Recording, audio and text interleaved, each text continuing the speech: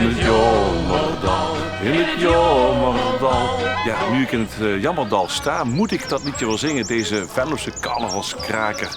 En het is niet vreemd dat dit gebied vol historie zo'n klassieker heeft opgeleverd. Toch Tom, dit is een gebied vol historie. Ja, absoluut. We beginnen hier eigenlijk zoals in de prehistorie.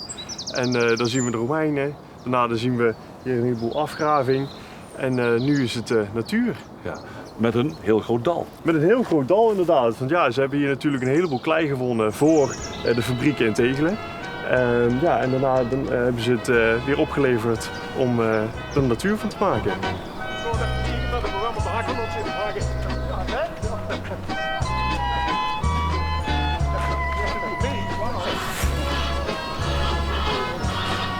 Het heet dus het Jammerdal, het Jommerdal. Het Jommerdal, ja. Maar als we hier staan, dat vind ik absoluut niet jammer. Ik vind het erg leuk om hier te staan, toch? Ja, is het ook zeker. Alleen waar de naam vandaan komt, dat is niet helemaal zeker.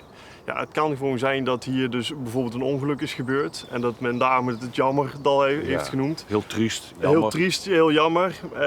De andere optie is dat hier een veldslag is geweest, 45 voor Christus. De Romeinen zouden hier een veldslag hebben gehad. En dat dan het gekerm van de soldaten, het gejammer, dat daar dus de naam van is blijven hangen.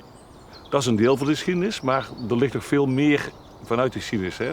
Ja, absoluut. We staan hier naast een grafheuvel.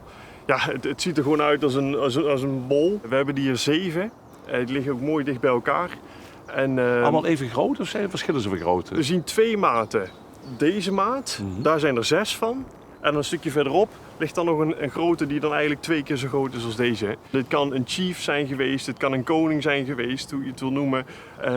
En die werden dan met kunstvoorwerpen begraven.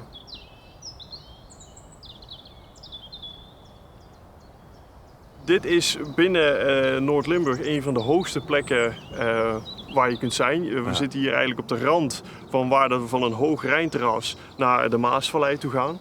Dit is een hoogtekaart, dus kunnen we heel mooi in het landschap de verschillen in de hoogte zien. Blauw is laag, rood is hoog. En hier zien we de Maas er tussendoor stromen. Je ziet dus die ligt ook een heel stuk lager dan eigenlijk de Rijnafzetting waar we nu op staan. En de Maas die heeft dus heel langzaam die Rijnafzetting eigenlijk afgevoerd. Okay. En is daarmee ook lager in het landschap komen te liggen. Ja, waar staan wij nu dan? Wij staan nu hier, ook eigenlijk op een stuk van het Hoge Rijnterras. En we zien hier ook meteen de afgraving die hier heeft plaatsgevonden. Ja, en de Maas en de Rijn hebben samen voor dit mooie gebied gezorgd. Ja, uiteindelijk wel. Ja, in de afgelopen paar miljoen jaar.